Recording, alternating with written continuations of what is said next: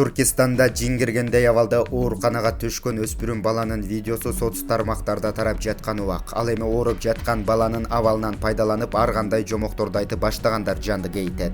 Себеби жакында алгачкы варианттарынын биринде баланы ит диштеп алып ушундай абалга кептелген айтылса, эми болсо Кытайдан келген кан кошулган коланы ичип өзүн башкара албай вампирге айланып бара жатат деген дагы бир варианты пайда болуп калды.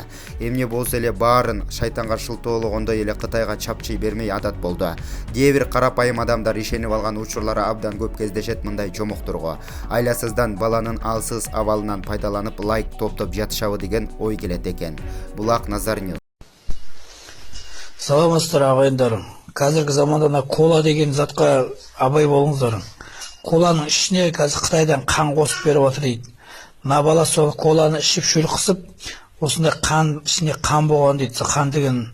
Сонымен осы баланың осындай неге ұшыраған. Қазір вампир дей ма не? Сондай болып кеткен бала. Уже күніне қаны бұзылып отыр дейді. Көшеден кола ішпеңіздер, абайлаңыздар. Қазір Қытайдың коласы кеп, ішінде қан құйылып отыр дейді бәрі. Содан сақ болыңыздар. Істемеген.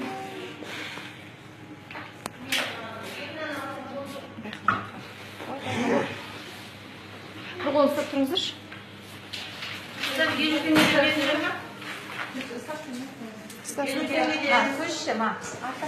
Диас.